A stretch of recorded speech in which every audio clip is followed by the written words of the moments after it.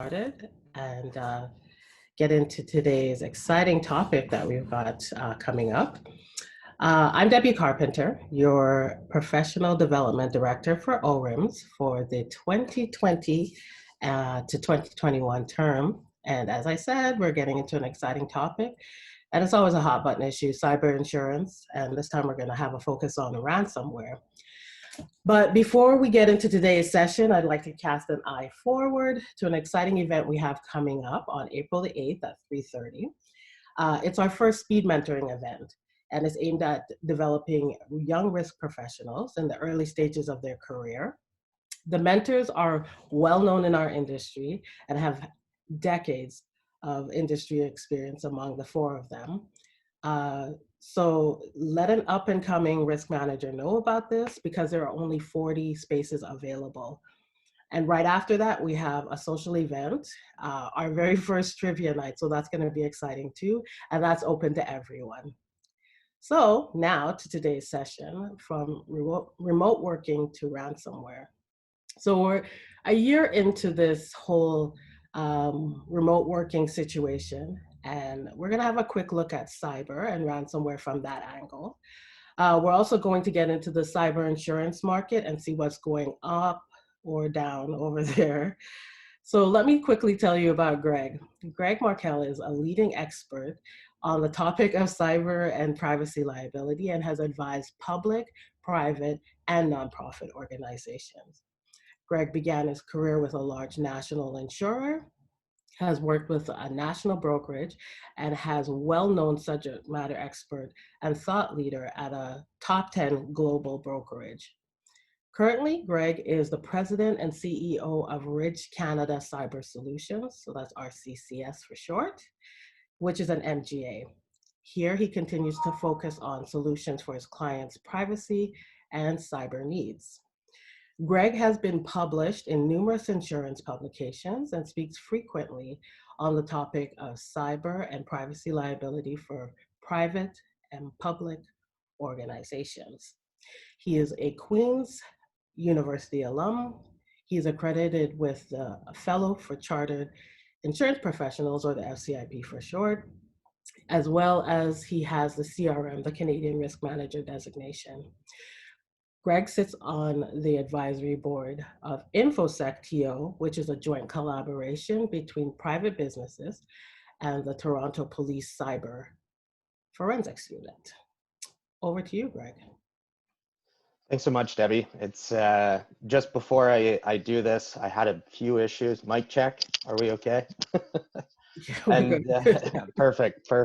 Thank you so much. And yeah, no, pleasure to be here. I'm pleasure to be here in my office, but it is, you know, like Debbie mentioned, it's been a year now, and we're looking forward to things related to the virus obviously abating and being able to go outside and see people again soon. But the cyber world, as it were, was significant, has been significantly affected by COVID in its base forms too. It's been a really tough year for insurers, and before I get into all of this stuff, I just wanted to let everyone know I grew up in a very large family. I answer to hey you. I think Debbie's going to be yelling at me if there's any questions that come up in the chat. So by all means, I'd love to make this interactive. I think what Debbie said was you were going to interrupt every time there was 3 questions. So please ask questions. I miss the heckling of a live audience that that you get with the stage, but you know, we're here now, and we'll make do. So yell away. But just jumping right in, one of the things I pulled the most recent stats this morning, and I'll just share my screen now for the presentation itself. But looking at the actual industry itself in insurance, and it's a bit dire straits right now. I'll give you the breakdown. So for every dollar of insurance that was taken in from a cyber perspective last year through Q4 2020, so cumulatively, the math works out to $2.71 paid out. And what I was really looking at, which is fascinating to me, is between the foreign P&C companies as well as the domestic P&C companies, there were only 4 other lines of coverage that lost money last year for insurers. So on the foreign P&C carriers, it was private passenger auto, which was, according to OSFI, 224.7% loss ratio. All other liability, so that seems to be a bit of a catch-all, which was 100.59, so that was only 60 cents on the dollar. And then all other surety, which was 149 or 150% loss ratios. Domestically, it was just the hail coverage that lost money, and that was a small subset of total premium into the P&C industry. That was at 386.5% loss ratio. Now, the OSFI numbers are self-reported, so we do have to take them with a bit of a grain of salt, but it doesn't paint the rosiest of pictures for the cyber insurance industry. And I'm going to get into why that is, and why, you know, what the numbers are telling us at Ridge Canada and what we're looking for, but at the same time, leveraging that into how do you engage on a risk management level, especially amongst small, mid-sized business? Where we're seeing the largest impact of some of the ransomware elements is that mid to large cap space. You know, just anecdotally, the last 3 major headlines that I've seen come out as it related to ransomware, I just got off a call with a large reinsurance company, and they were asking the question was, through Q1, have you seen the ransom demands going up or down for 2021? And anecdotally, we have seen them going down. Now, I say that with a little bit of tongue in cheek, because, you know, you look at some of the major ones. There's a large international insurance carrier that's been impacted this week. We don't know what the demand is on that yet. You've got a large Korean auto manufacturer where the demand came in at allegedly $20 million USD. That was in February. And then you had a large international computer manufacturer where I saw this one that the demand allegedly came in at $50 million USD. So while there may be some incidents that are going down in terms of total demands, the frequency is skyrocketing. The severity impact we really saw come to a head through Q3 and Q4 of last year. So the numbers, the total numbers are the insurance industry this is only from insured loss as well. And just to give a little bit of context on what we believe to be total percentage of the Canadian market that's actually insured from a cyber perspective.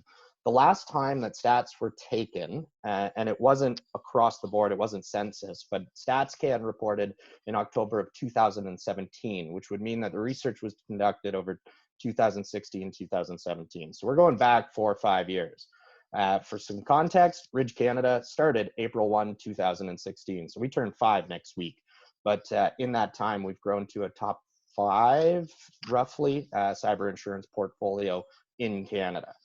And what the stat said was that 24% of Canadian large cap businesses at the time were purchasing some form of cyber insurance. 14% of mid-market companies were buying cyber insurance, as well as 7% of small business were buying cyber insurance. Now, what's interesting about those statistics that came through is that only 67 or 66% of them purported to buy liability coverage. So to me, if I'm looking intrinsically at those numbers themselves, I'm looking at it as though, okay, the bulk of those purchases from an insured standpoint are more packaged. Because if they don't have liability on it, it can't be a true standalone cyber policy. So we're really dealing with 2/3 of those numbers, as it were, probably more towards the small mid-sized business end of things. But if we look at the entire insurance market from 2017 and the growth in terms of gross written premium or net written premium, net I use more for benchmarking the hardening, but on a gross basis, have we doubled? Yeah, we've doubled. It's more, has it tripled? I don't believe it's tripled yet, but the total amount of gross written premiums placed through Q4, again, according to OSFI, was just under $222 million. So there's been a lot of growth. Last year, for context, that number was 117.9 million. So last year was a big year for cyber insurance. Now, was some of that attributable to strain put on networks and work from home? Absolutely. I think it became more common. It was a more common discussion, and I'm sure people behind their screens are rolling their eyes at me now, because I'm rolling. I would be as well. Greg, the cyber topic has been beat to death over the last 3-4 years. Like, what do you mean it's not top of mind? Absolutely it is. I think it's just getting more adoption because clients are actually understanding how to use the policy a lot more. And as a result, you look at the market hardening and the supply of the insurance, the reinsurance renewals as of January 1 were not particularly favorable for any of the markets. So now in heading into Q2 of 2021, we're seeing a lot of that hardening really be personified. So it's really coming to light. We're seeing coverage that's being restricted. We're seeing prices going up. We're seeing a whole number of things. What we've tried to do internally, again, we focus on small mid-market accounts. We do have some major large accounts as well. But by and large, we're looking at controls-based underwriting. So what are the preventative measures that we think are really going to help save companies in the event of a loss and help them recover quicker? Because it's impossible to predict or to prevent all incidents. And I'm going to get into some of the risks as well. So without further ado, what should we be worried about? And what's happened over the course of this year? So the first thing was, everybody had to work from home. Not everybody, but by and large, there was a mass migration to working from home. And what that did was it put a lot of stress onto organizations and their network architecture and topography. So, we look at the breeding ground for malware and for extortion and for privacy related issues. And from a security perspective, for years it was the fact that this war is being fought at endpoint level. And the challenge with work from home is you're giving people the endpoints that they need or allowing them remote access to log into networks from a remote place. And so how do you protect what is outside of your security or IT program department's real purview? You can really only protect the entry point unless you're issuing all of these mobile devices. Then, you look at mobile devices being laptops and tablets and the like. And then on top of that, you go through and you look at the actual what was going on in March and April of last year. There was a mad dash and a mad scramble to procure hardware in order to support this migration of people to their work from home environment. So, unless you were already prepared, it was a big challenge for organizations, and it still is to this day. I think there's so many lessons that we can take from this, and we look at the insurance world, and by and large, we are very reactive, but at the same time, I think it behooves us to be as proactive as we can be. Now, we look at some of the Allianz risk barometer, some of the large reinsurance, risk profiles, and pandemic, cyber, business, supply chain business interruption. All of those things have been on them for a little while, but it's that same analogy. Practice makes perfect. And one of our biggest things that we see from a risk mitigation standpoint is just that. Is your plan? Do you have a plan, and are you practicing it? So, but I digress. Networks were being put under stress. And then from there, once you got your employees and everybody up and running in the remote work environment, there's a mad dash to train them. Right?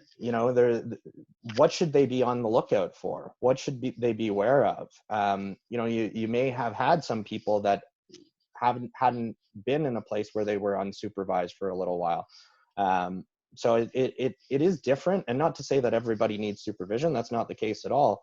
What we've found out there is that there needs to be training, because this war that's fought, this cyber war that's being fought at an endpoint level, and by endpoint, I mean anything that's used to process that you can log into. Endpoints can include servers, endpoints include, they can include printers, they can include, hell, my dishwasher is an endpoint right now. So, I mean, that's a completely different story though.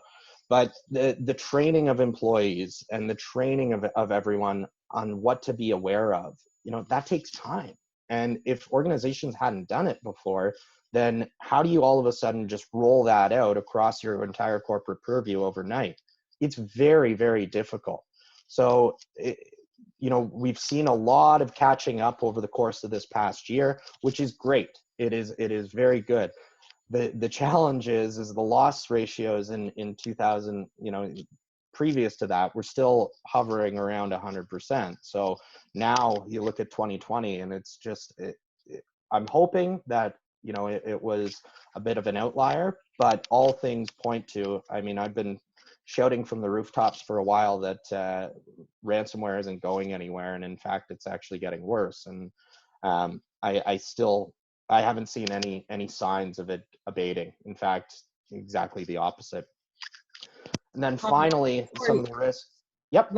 Let me jump in there, Craig, because I've got a question here that kind of takes us back a couple steps. So it says, you mentioned the cyber insurance industry paid out a ratio of over 2 versus what was paid into it. At the same time, you said there's significant growth in the cyber insurance market.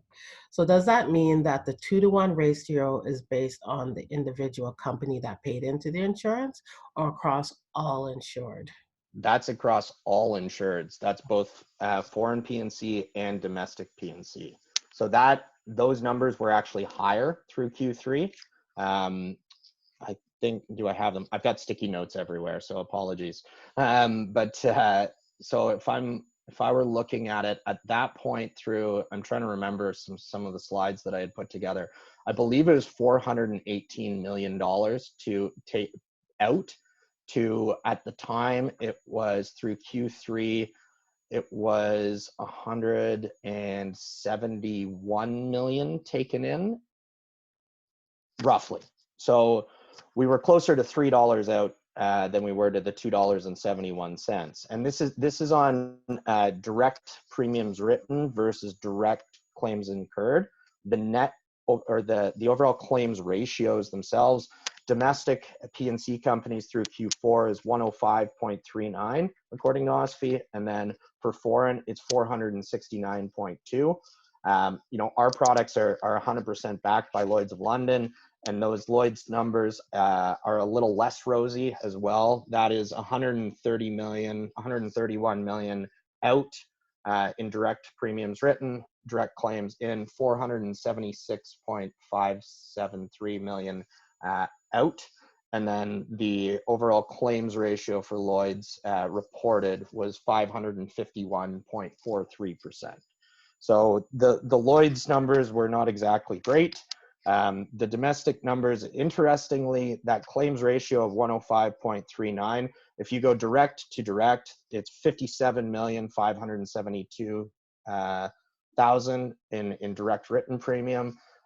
Direct claims in was actually 88,971, so 88,971. So direct to direct, you're a little bit higher just on straight dollar amounts, but the ratios, obviously, with what's seeded out, what's retained, what's not, came in at 105.39. So the domestic carriers didn't have as bad of a year as the foreign P&C carriers, but it's still not very rosy overall. There's not a lot of folks that are making money in this. So I'm going to knock on wood and say that we had a great year.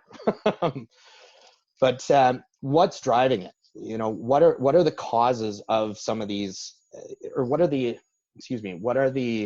results of some of these risks? So what we really saw happen in March, April, May of last year was business BEC, and you'll hear that term thrown around. That's business email compromise. So what does that mean? It's typically orchestrated by a phishing with a PH attack, and that is, someone's maybe not targeted, blanket email goes out. hey, click this link, or hey, this is your invoice, or hey, open this PDF. Someone opens it up, malware gets deployed, and sometimes it gets caught by the security that's in place of the company. Sometimes it doesn't. But business email compromise can have major privacy implications. It can be used as a launching pad to launch other attacks. What we see come out of them, I would say 75 to 85% of organizations that we look at are running some sort of Microsoft-based email. So the migration to Office 365, if protections aren't configured properly, someone could be getting their credentials harvested, and then depending how the network is actually set up, the criminals are patient. They'll sit there, they'll wait, they'll case the joint, they'll figure out where they are, they'll figure out what they might have, and then they'll deploy more malware. And so it can be a staged approach. But the byproducts of business email compromise, what we've seen, major issue, social engineering fraud, which is where someone gets duped into transferring things out. So they might monitor what vendors an organization is dealing with. They might look at what sort of invoices. They'll look at, and it's not the person in the middle attacks in this case. It's actually someone has breached the networks and is actually doing monitoring. So it's a bit scary. But business email compromise, I think this gets a lot worse before it gets better. I don't know if anybody has seen what's going on, but Microsoft recently, as recently as a month ago, released some information and urgently urging any clients that are running on-premise Microsoft Exchange servers. So people that don't have their Exchange accounts or their email in the cloud yet. So traditional Microsoft or traditional email architecture, it's on-premise, it's sitting there, it's a server, it's a database of your emails. There was software in those Microsoft on-premise Exchange that was actually compromised by a group called Hafnium, which is attributed to the Chinese government, and it was found that they had been spying on organizations across the world for months and months and months. Initial numbers were like 33,000 organizations that had been affected. I can tell you that number is so small comparative to what the actual issue is. And even for small businesses, to give you a little bit of a sense on helping them patch, update, and figure out whether or not any data had been taken out of the organization, it's going to cost a small business somewhere between 15 and 25 grand to employ a third party to actually come in and help them with that. And then that's not even dealing with supply of that talent constraint. So it can take weeks to get people in. So patching is a really, really big thing. So patching any known vulnerabilities, patching cadence becomes big.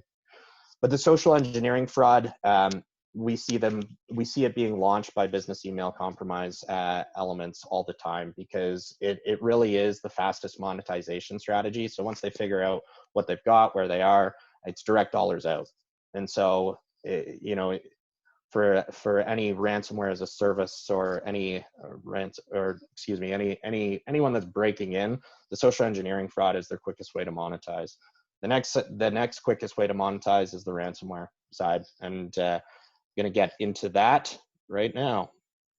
So I put in equals network extortion because from an insurance perspective, that's the coverage insuring agreement that you would want to look for. Make sure that the network extortion agreement is robust amongst your organization. This is what's driving those loss ratios. Business email compromise is obviously a big driver of incidents itself, but ransomware is really what's taking the industry for a bit of a rough and bumpy ride. So I called it the scourge, which I think it is. It's more and more disruptive. It's more and more devastating. Just to take you through a little bit of how it works, ransomware is a piece of malware. It's coded by some very, very intelligent people and coders some very, very intelligent criminals is who developed ransomware.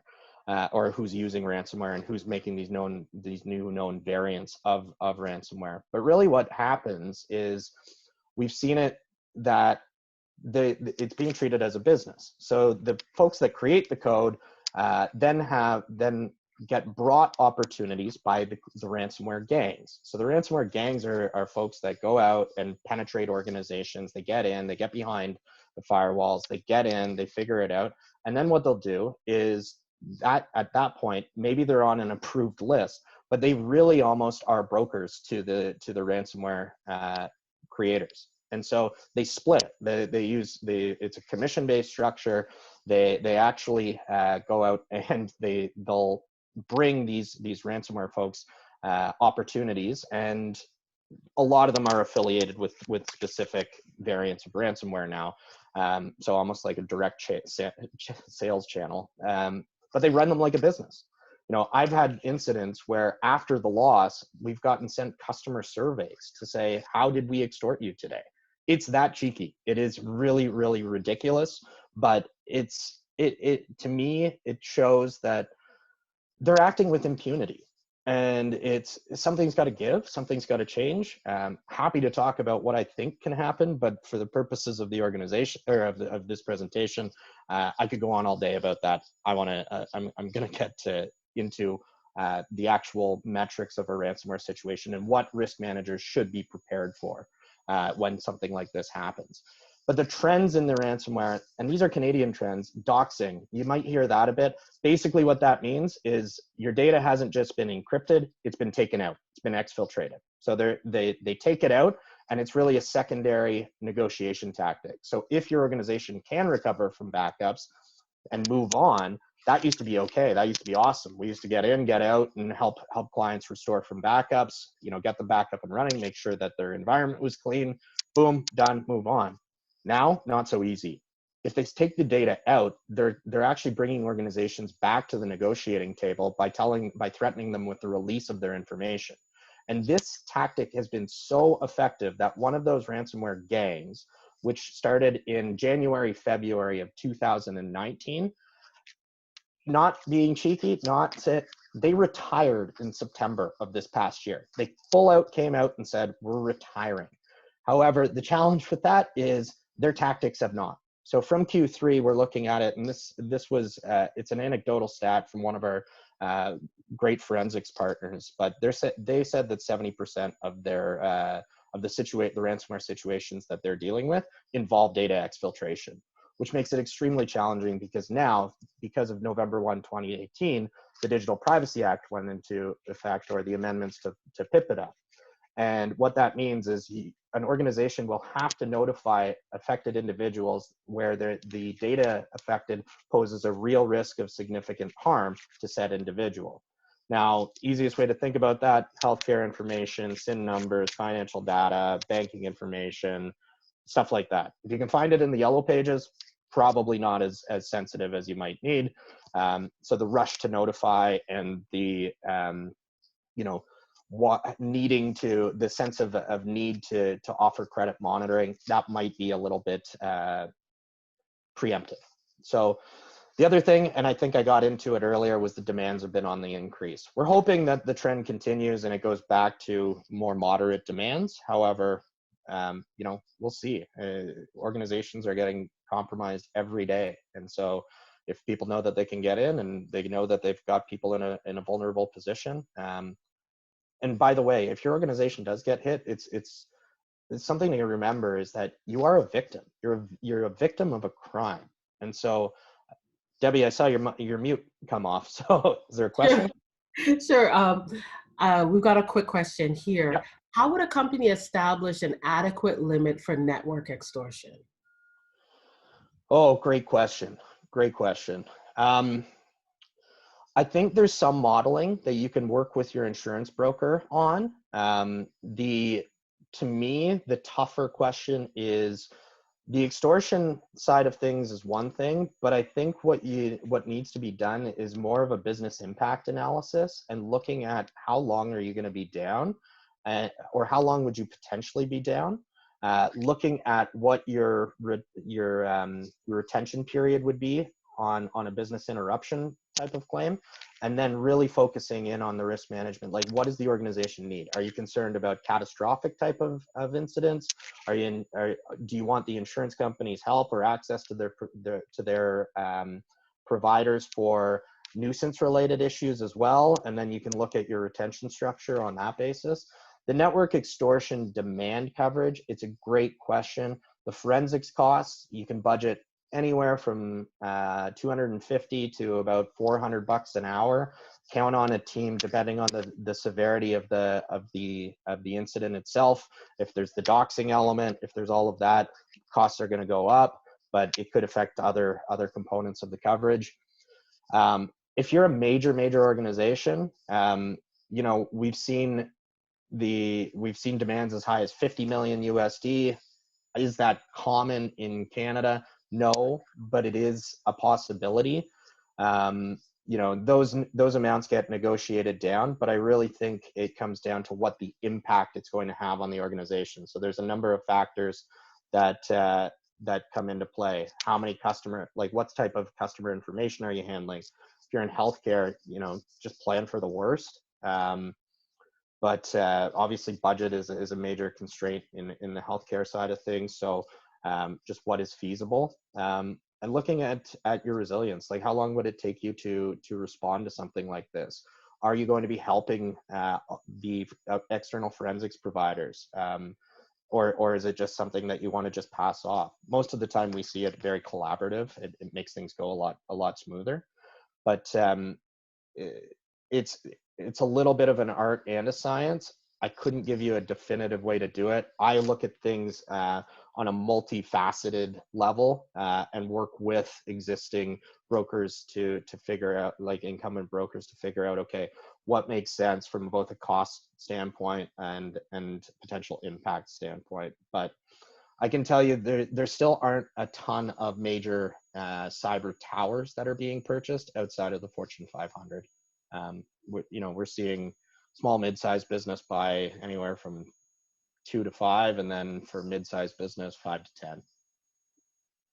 I've got another question for you. Yep, perfect. Related. How does a cyber insurance policy respond to a ransomware attack?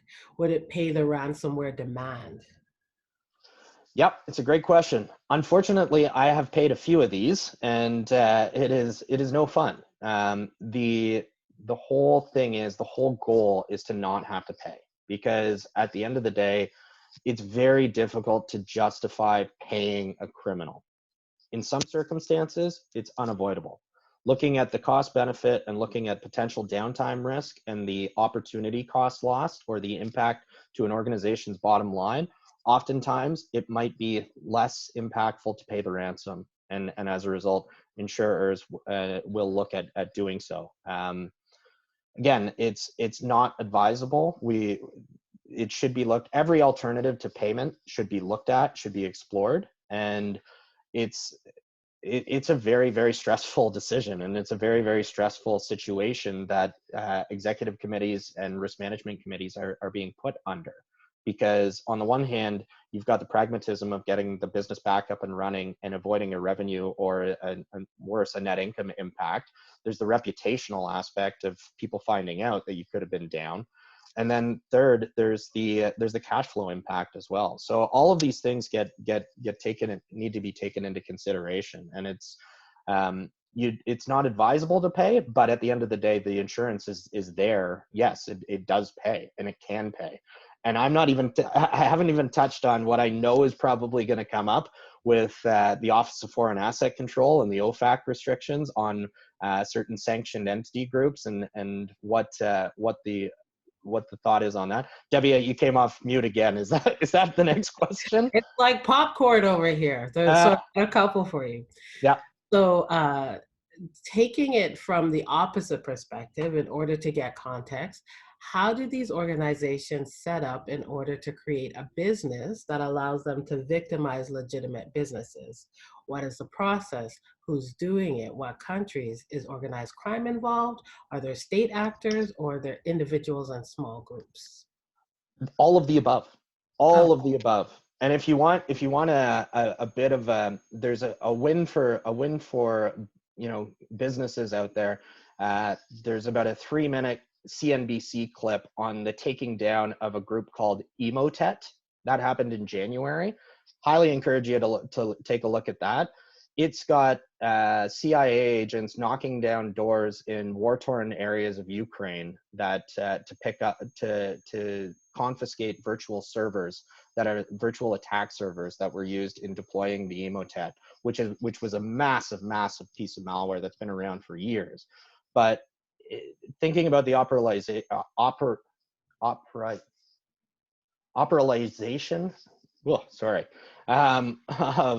of how they spin up, it costs them far less money. The attackers are always going to be ahead. Security is reactive, so it's paramount. But at the same time, the thing that you need to consider too, and I use this analogy, and I'm sure everybody's heard it, but if you have, I apologize. But if you haven't, it's a lot like being chased by a bear. If your group's being chased by a bear, just don't be the slowest, because it's gonna hurt the most. But there are nation states. So the Microsoft one that the Hafnium incident, that's nation state based. You look at the SolarWinds incident. While that hasn't been fully attributed yet, suspicion is Russian. You've got tons of groups. You've got groups that are active out of Iran, out of North Korea. North Korea has impacted a major Canadian transit company a couple of years ago. You know, it runs the gamut. What we're seeing across, you know, nuisance related ransomware is it's gangs, it's organized crime groups, it's gangs, and they're all over the world. They're even within our borders too. We are not, you know, there are Canadian citizens that are doing this to other Canadian citizens. The US has incidents of this as well. So we have domestic threat as well as external threat for our organizations. To give a quick anecdote, one of the large ransomware groups, a group called NetWalker, in January of this year, there was some news out there that the RCMP and the FBI and the OPP actually did a joint collaboration to take down a member, and they arrested someone out of Gatineau, Quebec. The challenge with getting the guy out of Gatineau is he was just a patsy. He was just running. He was just part of the gang. He wasn't the actual malware developer. So, you know, maybe they'll roll, maybe they won't, but it takes years for this stuff to actually go through. And at the end of the day, the challenge with that is they might already be retired. You look at the Maze Group, 2019 to 2020, they pulled 200, 400, like hundreds of millions of dollars out of businesses across the world, and they retired. And now some of their gang members are just going to go out into into cells, and they're just going to do it all over again.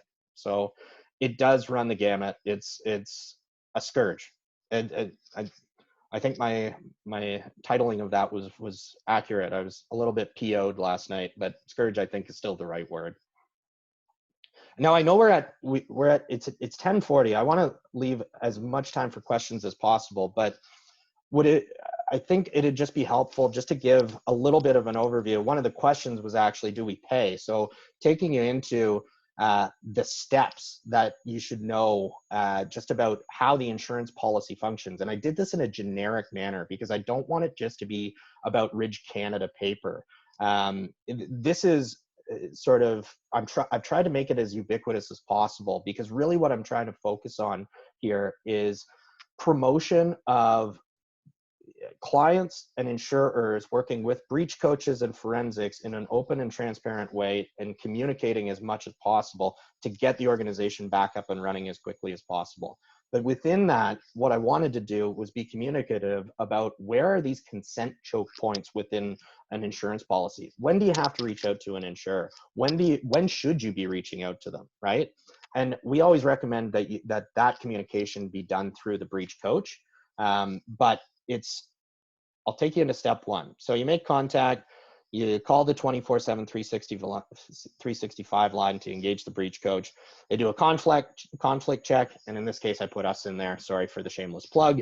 You alert the Ridge Canada the potential claim. That can be done by the broker. But this brings in consent checkpoint number one. So the approval of the breach coach. So you make sure that the breach coach is approved, they've passed conflicts, you're good to go. We oftentimes see companies coming to us and saying, well, we want to use our external counsel that we've used. That's fine, but what I would really, really, really encourage an organization and a risk management committee to do is to have that conversation well in advance of getting hit with something. It's much cleaner if you have a plan, get that plan approved, make notes, make sure that your insurer is on side with it, because otherwise you get conflicting pieces and you could be starting something and putting the insurer on their back foot to begin with. So again, open dialogue, open communication in advance of a claim, planning for it, big, big, big thing to do. So you get the consent approval, and then you go into the stage 2. So the assessment. Breach coach speaks with the client. They gather steps and details about the incidents and what are the next steps. Basically, you know, it's ransomware. Okay, alarm bells go off. Get the forensics folks in here. So breach coach reaches out, engages some of the forensics folks, and starts to gather statements of work. There, you know, this is again a generic sort of example. There may already be a forensics provider that's been identified. The breach coach could know that they're going through that. You know, you get the tripartite signatures on the statement of work. That protects things by privilege. It gives you back control over what's found too. So again, this brings us to consent checkpoint number 2. Statement of work review and approval. Now, we try to turn these things around as quickly as possible because we know that time is of the essence in these types of claims. So knowing about who the vendor is in advance, you know, maybe if there wasn't a plan, maybe 2, 3 different statements of work, it'll come down to a cost basis, but we look at hours, we look at costs, we look at hourly rates, we look at the actual capabilities, and more often, what we're looking at is how quickly can you get forensics butts in the right seats. So how quickly can we get on top of this, because speed is paramount. So breach coach and the client provide the SOWs to the insurer. They can also be given to coverage counsel, and then the assessment's made. Once they're reviewed and approved, the direction is provided to engage the forensics firm and initiate the investigation. The way that we've been dealing with this a lot of the times is actually through a reservation of rights letter. It makes it so much faster.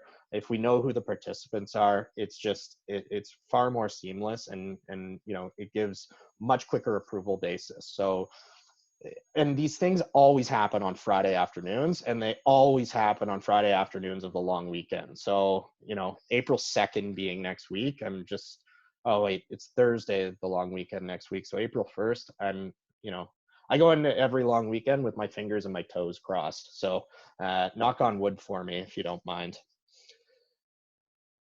But then you get into the scope of the investigation. And this is really where things kick off. And the reason I've sort of cut it off at this is because those first 3 steps are really, really integral to how a ransomware claim is managed and how it goes and how smooth and how quickly it can be dealt with. If all 3 of those steps go pretty smoothly, it doesn't just end there. You know, there could be the doxing element. You could have to bring in the public relations and crisis communications to communicate. You may need some internal support on communicating with internal employees so that they're not leaking information out. There's all of these things, but before you know, like if you don't know anything, if you don't know any of that, it's best to just figure out what you don't know. And how do you do that? You really rely on the experts, the forensics people working with your internal IT and your internal security teams to figure out the who, what, where, when, why, and how. That becomes so important because from there, you've got the attribution, you've got everything. Your breach coach can then relay some of this messaging back into the insurer to look at, okay, can we get consent to hire these individuals, as opposed to just going out, hiring, and then trying to backfill based on policy language, because there is reimbursement language and there is pay on behalf of language. But at the end of the day, there's still elements of consent that go into all of these policy languages. So really, the reason that there's a road behind this is it is a roadmap. This is a bit of a journey. We don't just snap our fingers and make everything better again. I wish that were the case, but it's figuring out the who, what, where, when, why, how, and when is really, really important. Debbie, you came off mute again. Couple of questions. Beautiful. So, do you know if any of these criminal attackers have been prosecuted in Canada? And if so, do you know how many? So the guy out of Gatineau is going to be the first one that I'm aware of that wasn't just domestic and a domestic freelancer. There's an example from 2018 that I saw this morning about a guy out of the US that dropped malware. He was a consultant into, oh, what was this one? This was one of the big ones. He just got 2 years. That was out of the US. The US has been able to get some attribution. The challenge with some of this is they're often operating in non-extradition based countries, so it's tough to pull them in. Yeah. So you've got to connect the dots to them. In the case that I just mentioned with the guy coming over, he actually hopped a flight back from India where he had gone after 2018 after being let go from his consulting company, and came back a number of months ago and was arrested. He didn't realize that there was a warrant out for his arrest, so he got detained upon coming back in, and now he's going to be spending the next 2 years in jail. All right, I've got a couple more for you. Yep. When should you report to the breach coach? Are there any minor issues, or sorry, many minor attacks that are managed internally, but you don't want to have coverage issues? Yeah, I think we get this question a lot because there's a ton of false positives. Like the reality is organizations are being attacked thousands of times a day, and internal security teams are being asked and tasked with keeping the bad folks out. But there's always little incidents that could potentially give rise to a claim.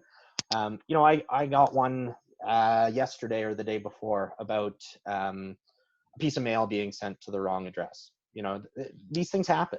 I think if you've got the plan, you keep it on file, what you did, how you managed it. A lot of those times, it never hurts to report.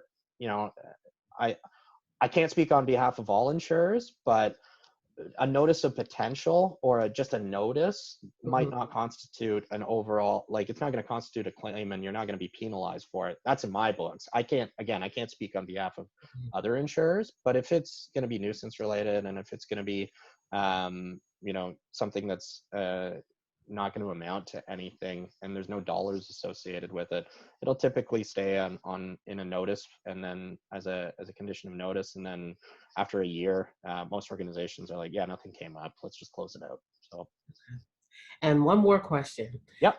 You advise what weaknesses you have experienced in Office 365 migration. In the migration itself, oh, great question. The reality is if you're moving data, if data is in transit, it can be vulnerable unless it's encrypted. So moving, I would liken it to moving a piece of art, right? If you take that piece of art off the wall and you put it in a truck, there's more of a likelihood that it's going to get damaged or stolen somewhere along the way. Same thing, same sort of principle applies to your data. So is there a risk? Absolutely, there's a risk. I think what we've found though is configuration of cloud-based accounts can make a big difference. I'm focusing really on this Hafnium-based issue with the Microsoft Server software. This is such a big deal that it's going to be, I think a lot of organizations are going to be looking at it and saying the fact that the O365 virtual or cloud-based Exchange server wasn't impacted versus your traditional on-prem servers that were, and the software that's associated with them. I think that a lot of people are going to be looking at, hey, should we be migrating to the cloud? There's definitely a risk. I cannot deny that. I think it comes down to working with your security specialists, working with encryption specialists, and working with your internal folks to figure out prioritization schedules and how you move things. Because if you're trying to push, there's still limitations on what you can push and how you can push it, right? Like if you're trying to squeeze a marble that's this big through a straw this big, it just, the physics don't work. So the way to think about a network is migrating things to a cloud. You're still blowing your data through the straw, right? So you're pushing the marbles through the straw into the cloud. That's a terrible analogy, and I apologize, but hopefully everybody understands my what I'm trying to say. Um, it's not without risk. It cannot be without risk, but if it's planned for, calculated, and orchestrated well, again, far less risk. Once you're in the cloud, configuration and of security paramount. Really, really important. Just to give you a quick item that we are seeing, and this is across the insurance community. Not all insurers have instituted it, but I'm sure you're going to get asked about it as a buyer of cyber insurance. Multi-factor authentication. So moving everything into the cloud, access to your O365 accounts. When I log into Outlook, it scans my face on my iPhone. That's a form of MFA. When I log into my OneDrive, same thing. If I'm trying to log into my email from a web browser on a computer that's not normally mine, I've got to get a code from my phone in order to get into it. I was listening to a conference, or I was listening to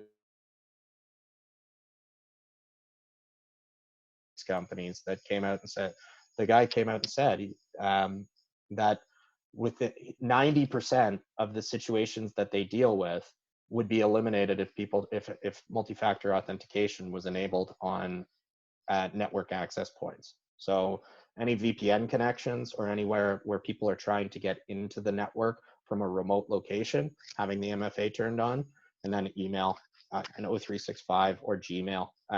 We're actually requiring it. We're helping coach small businesses. We're helping, but we're telling them you might not even be insurable if you can't turn this on, because the reality is through business email compromise and ransomware, it's 80% of the losses out there right now. So if we can eliminate 90% of 80% of the losses from an insurance perspective with a free tool, oftentimes it's free, it makes a massive difference.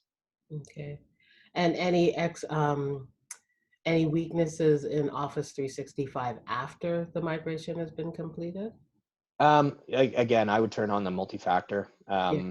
Depending on the version of 365 that you're running, just don't be running the personal. If you're running the business side, you can turn on things that are free included with it. We're seeing the Windows Defender ATP. It's very effective. Multi-factor authentication, very effective. The interesting thing that often gets overlooked though is, and this is far more among small businesses than it is small micro businesses than it is amongst mid cap to large. So the know your audience, risk management, the audience is much larger in mid cap organizations. Small businesses are thinking that putting things into the cloud and going into OneDrive or SharePoint is actually an online backup or a segregated offline backup. The reality is Microsoft only backs things up for 90 to 93 days. So the challenge with that is average dwell time of malware. When I was saying that these threat actors are going in through the business email compromise, popping up, and then casing the joint and figuring out where they are and what they've got, that dwell time is 160 days. So the threat actors know there's a 70-day delta. That's 2.5 months, right? Like that's a long time that they're potentially dropping little breadcrumbs or taking things out on what's being backed up automatically by Microsoft. So it's important to just think about the fact that your backup architecture, Microsoft is one thing, then it backs up and it does a wonderful job. But from a risk management standpoint, there should be a secondary protection factor that comes in when it comes to backups. Okay. And these are the last two questions, everyone, so that Greg can finish up the presentation. So we are recording this, but are you able to share slides afterwards? Yes, so this one is through Prezi, so it won't be as clean as a PowerPoint, but it certainly won't bob and weave through. But I can get it into a PDF format and send it out to everyone. Absolutely happy to do so. Awesome. And are you aware of any Canadian municipalities that have been affected by ransomware and if they've had to pay? Yeah, too many to mention, unfortunately. Oh. You look a few years ago, and there were some of the municipalities in Quebec that were being affected. Last year, you had you had Wasaga. There was a couple of others. there was some malware that was specifically targeting municipalities. You look in the US, and the US has not been immune from it. The city of Baltimore, Atlanta, those ones were massive. Those are public record too. I would encourage you to take a look at them, because the city of Atlanta paid, I think, a pretty hefty amount, but Baltimore was really bad, really bad. It was a couple $1 million that I think was paid.